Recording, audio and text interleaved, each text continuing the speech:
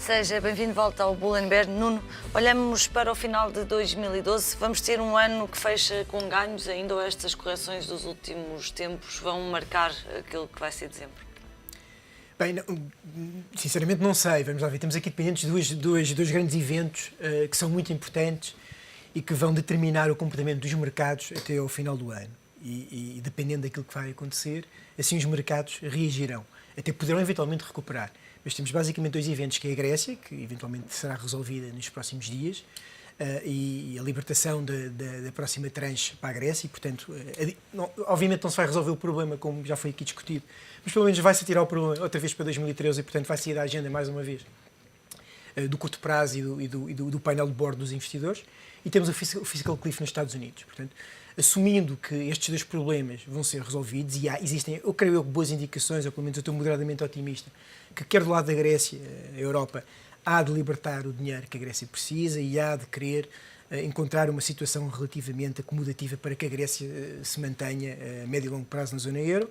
E, por outro lado, nos Estados Unidos também, já democratas e republicanos, mostraram que é possível chegar a um acordo, até no curto prazo. E, portanto, isto são duas variáveis, ou são dois eventos que, se forem favoráveis, ou se a situação for resolvida e se o outcome destes dois eventos for favorável, os mercados até poderão recuperar. Podemos ter aqui um rally de exatamente, até porque sim, os mercados nas últimas 4 semanas caíram 6, 7%, portanto isto é relativamente acentuado.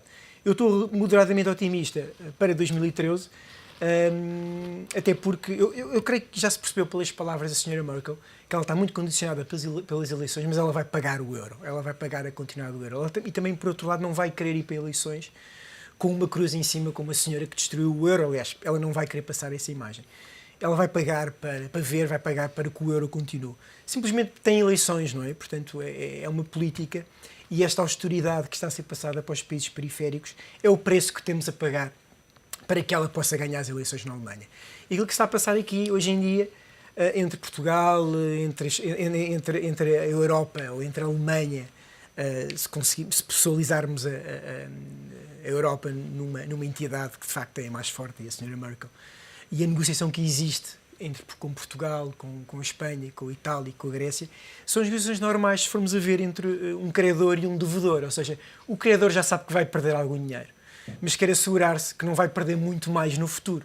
E, portanto, isto é também uma moeda de troca para a Sra. Merkel ganhar as eleições. Ou seja, vamos financiar estes indigentes aqui do sul da Europa que trabalham um pouco, mas eles estão a imprimir nas suas economias alterações significativas e estão a tomar medidas e estão a ter dor. Vejam as pessoas na rua, e existe austeridade, e, portanto, eventualmente no futuro estas medidas estão a ser implementadas, vão fazer com que... E fazem falta para comprar. Fazem falta, na verdade, fazem falta, e algumas são mesmo necessárias, não é? Vão precaver para que no futuro esta situação se volte a repetir.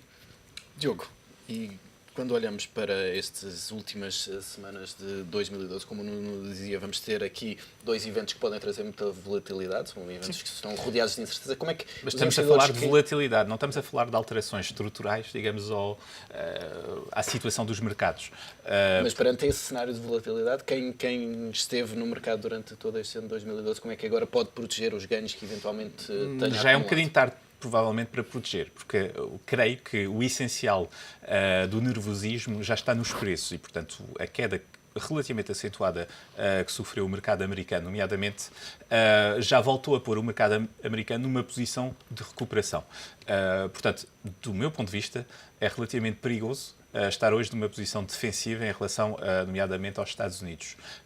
E relativamente a umas semanas atrás, onde tinha uma opinião muito mais favorável para a Europa, hoje em dia estou muito mais neutro, tendo em conta, de facto, a evolução relativa que o mercado americano teve nas últimas semanas. Agora, quem quiser precaver destes problemas ou de outros eventuais, porque não nos podemos esquecer que temos um conflito significativo do lado de Israel com o Estado palestiniano. Temos a eventualidade de uma intervenção também de Israel no Irão para prevenir da conclusão do programa nuclear iraniano, talvez não até ao final do ano, porque parece-me ser um timing complicado para o Estado israeliano, já que tem eleições em janeiro, mas possivelmente eventualmente depois, e outros eventuais assuntos. Normalmente as quedas acentuadas não vêm de fatores conhecidos, mas de fatores desconhecidos. Os conhecidos já estão nos preços. É um problema. Os conhecidos já estão nos preços e creio que hoje em dia, francamente, o nível de preço global, estou a falar dos Estados, dos países, digamos, ocidentais, economias europeias e Estados Unidos, estão em valores razoáveis, tendo em conta o nível, digamos, de incerteza que já foi mais elevado sobre digamos, o desempenho futuro das economias e das empresas. Agora, o problema é, de facto, o que poderia acontecer. Até ao final do ano, francamente, acho que estamos numa posição relativamente segura. Em 2013, o desempenho dos mercados vai depender, de facto, de fatores geopolíticos que aí dificilmente se consegue antecipar e controlar. Vamos ver o que é que vai acontecer. Um dos fatores conhecidos que eventualmente já está descontado nos preços de jogo é um eventual pedido de resgate de Espanha em janeiro. Nesse sentido, há alguma adequação que faça sentido fazer-se das carteiras ou já devia estar feita nesta altura? Espanha? Sim. Bom, Espanha é uma das grandes questões que está em cima da mesa e que tem sido completamente, enfim, posta de parte face a questões mais prementes na Europa, como a Grécia, como relativamente ao fiscal cliff. Espanha não tem uma urgência óbvia em pedir ajuda, tem 200 mil milhões de euros para refinanciar em 2013 e, portanto, a grande questão é ser capaz ou não de refinanciar essa parte e a que preço é que, obviamente, o consegue fazer. Agora, os países periféricos têm tido efetivamente alguma, em especial Portugal, inclusivamente, tem tido alguma subida de yields